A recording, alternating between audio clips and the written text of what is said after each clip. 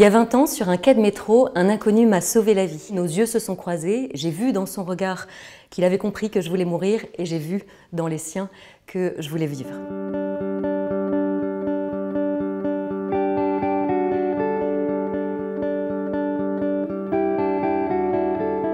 À l'époque, j'étais en dépression, je crois qu'on peut appeler ça comme ça. J'étais une jeune femme un peu perdue et j'ai choisi un jour d'en finir. Et sur ce quai de métro, alors que je m'apprêtais à sauter sous une rame, un homme est resté debout à côté de moi. Moi, j'étais totalement recroquevillée sur moi et je regardais ses chaussures qui ne bougeaient pas alors que les rames se succédaient.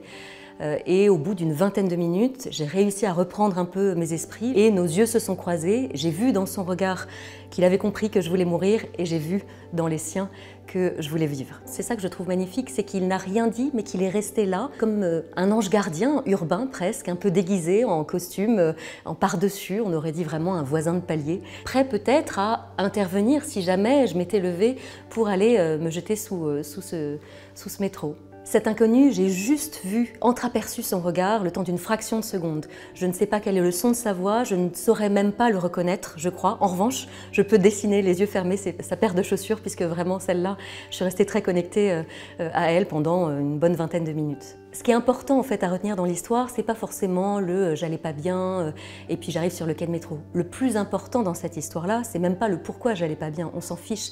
Il y a plein de gens parfois où sur le papier, il leur est rien arrivé et ils vont pas bien. Le déclic, c'est le jour où je choisis de me faire accompagner. On le sait très bien que ça marche pas quand on n'est que avec soi-même et qu'on croit pouvoir s'en sortir. Moi, pendant des années, je me suis raconté que j'allais pouvoir m'en sortir toute seule.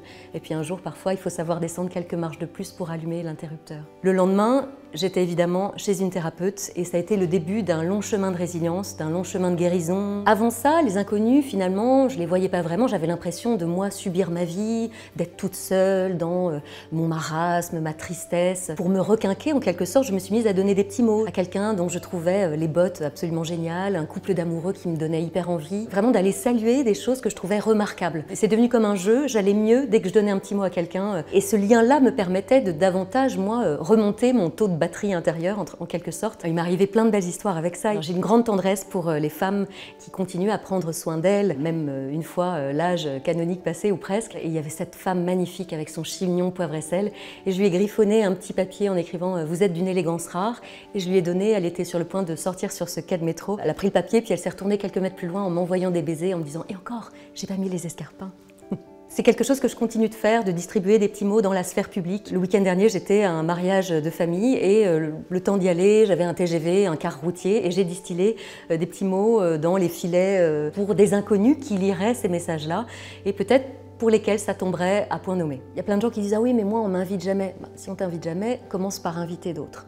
Et donc de la même manière, oui, mais c'est pas à moi que ça arriverait ces compliments. Commence par complimenter, tu vas voir que tu vas recevoir de cette manière-là. Ça se fait vraiment étape par étape. Et donc je reçois beaucoup de messages de gens qui me disent « Bon, aujourd'hui j'ai failli y aller pour lui dire à elle qu'elle avait une super belle robe et que vraiment elle rayonnait, et puis de reprendre mon chemin, mais j'ai pas réussi ». C'est vrai que ça peut prendre du temps et puis ensuite on y prend goût évidemment. Et ensuite ça vient presque un peu l'espèce de petite bonne action de la journée. On a envie de faire ça, ça booste énormément en fait, ça requinque profondément à l'intérieur. Moi je nous souhaite de tous et toutes être l'inconnu de quelqu'un.